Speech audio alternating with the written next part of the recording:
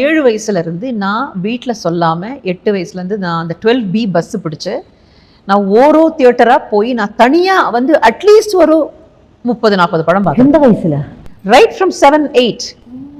So I use to go from இந்த மயிலாப்பூர்லேருந்து 12B bus பிடிச்சி லஸ்ல நிறைய தியேட்டர்ஸ் அதுலேயும் நிறைய படம் பார்த்துருக்கேன். So I have gone for all these films alone. அதுதான் Kamal sir is to me, not a senior actor. Kamal sir 125வது படம் பண்ணும்போது நீங்கள் தான் ஃபர்ஸ்ட் கமல் சாருடைய படம் பண்ணீங்க.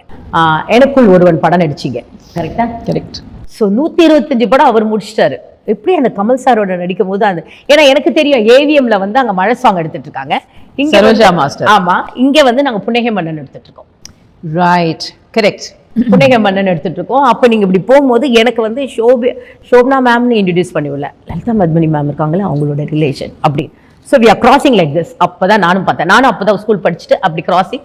நீங்க போகும்போது பார்க்கும்போது கமல் சார் நடிக்கிற அந்த, ஏன்னா 125 படம் நடிச்சோம், எப்படி அந்த ஒரு சீனியாரிட்டின்னு ஒன்று இருக்குல்ல. சீனியாரிட்டியோட 125 படம். அதுலேயே நான் வந்து ஒரு 6-7 வயசுலேருந்து நான் வீட்டில் சொல்லாமல் 8 வயசுலேருந்து நான் அந்த 12B பஸ்ஸு பிடிச்சி நான் ஓரோ தியேட்டராக போய் நான் தனியாக வந்து அட்லீஸ்ட் ஒரு 30-40 படம் பார்த்தேன். எந்த வயசில்? Right from 7-8. வீட்டில் no, they never knew. So I am such a fan. So I used to go from இந்த மயிலாப்பூர்லேருந்து 12B பஸ் பிடிச்சி லஸ்ல நிறைய தியேட்டர்ஸ் அதுலேயும் நிறைய படம் பார்த்துருக்கேன். அதுக்கப்புறம் அடையாறும் பேர். நான் எப்படி டிஃபால்ட்டில் அலைவா இருக்கேன்னு தான் இருக்கேன் இப்போ.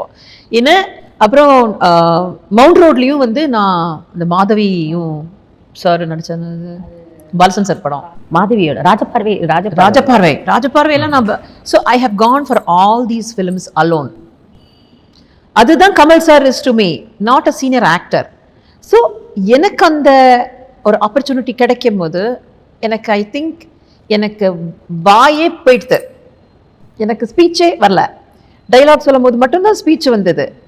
அந்த மாதிரி ஒரு சிச்சுவேஷனில் அவர் எப்படி இருந்தால் என்ன, it's like one flat line. அவ்வளோ பெரிய ஒரு ஆர்டிஸ்ட்.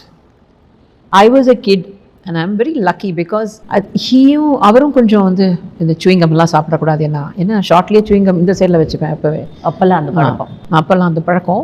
ஸோ அப்படிலாம் பண்ணக்கூடாது. அது மாதிரி some really nice things about Kamalji. Yeah, so அதுதான் நீங்கள் இப்போ சொன்னீங்களே என்னெல்லாம் ப்ராப்ளம்ஸ் வித் டார்ச்சர் பண்ண. ஸோ ஐ திங்க் சரோஜாக்கா வாஸ் அ பிட் ஆஃப் அவங்க வந்து அந்த காலத்தோட கல்ச்சர் வந்து கொஞ்சம் பிளாஸையாக இருந்தாங்க இல்லையா. ஸோ எனக்கு அது வந்து புரியாது. So I was a little uncomfortable with that ஒரு கம்ஃபர்ட், அவங்க எடுத்துக்கிட்ட கம்ஃபர்ட் என்னோட. ஸோ இப்போ அதெல்லாம் ரொம்ப கேர்ஃபுல்லாக இருக்காங்க இல்லையா. அவங்க எது பண்ணாலும் இன்ஸ்டாகிராம்ல வந்து ஏன் அப்படி பண்ணாங்க, அப்படி பண்ணிக்க கூடாது. அதுவும் நல்லது தான். பட் தேவையில்லாமல் நம்ம லைஃப்லையும் வந்து அவங்க கமெண்ட் போடுறாங்க. ஸோ அந்த டைமில் அதெல்லாம் கொஞ்சம் டிஸ்கம்ஃபர்ட்டாக தான் இருக்குது.